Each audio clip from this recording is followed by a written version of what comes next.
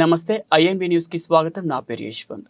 అధికారం దూరం అవడంతో అసంబద్ధమైన వ్యాఖ్యలు చేస్తూ నిత్యం లైమ్ లైట్ లో ఉండేందుకు ఎమ్మెల్సీ కవిత ప్రయత్నిస్తున్నారని దేవాదాయ ధర్మాదాయ శాఖ మంత్రి కొండా సురేఖ దుయ్యబట్టారు. 10 ఏళ్ల బీఆర్ఎస్ పాలనలో అసెంబ్లీలో జ్యోతిబా ఫూలే విగ్రహాన్ని ఎందుకు పెట్టలేదని ప్రశ్నించారు.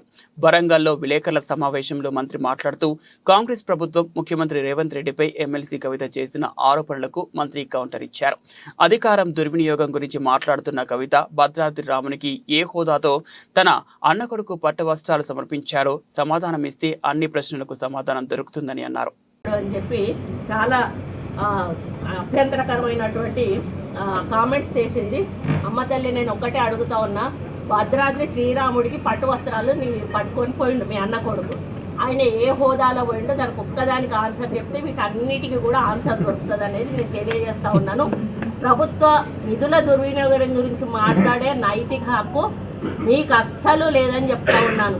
ఈరోజు 100 కోట్లు 200 కోట్లు పెట్టి మీ సొంత ఫ్లైట్ కొనుక్కునే స్థాయికి మీరు ఎట్లా ఎదిగారు అని అడుగుతా ఉన్నాను. అమెరికాలో అంట్లు దొమ్ముకున్నటువంటి వచ్చి ఈరోజు తెలంగాణ ప్రజల సొమ్మును దోసుకొని తిని కోట్ల రూపాయలు కోట్లకు పడగలెత్తి ఈరోజు ప్రజాధనాన్ని దుర్వినియోగం చేసింది మీరు కాదా అని చెప్పి అడుగుతా ఉన్నారు. ఈరోజు లిక్కర్ స్కామ్లో ఇరుక్కొని లిక్కర్ రాణిగా పేరొంది ఈరోజు బీజేపీ కాళ్ళ మీద పడి మిమ్మల్ని అరెస్ట్ చేయకుండా ఈరోజు మీరు ఇది ఇంటర్నల్గా అండర్స్టాండింగ్తో పోయి ఈరోజు బయట పడ్డది మీరు కాదా అని చెప్పి అడుగుతా ఉన్నాను. కాబట్టి కాంగ్రెస్ పార్టీని ఈరోజు ప్రజలు విశ్వసించారు. మీలోనే ఉన్నారు కదా, అప్పుడు ఎందుకు పెట్టలేదు పూలే గారి విగ్రహం?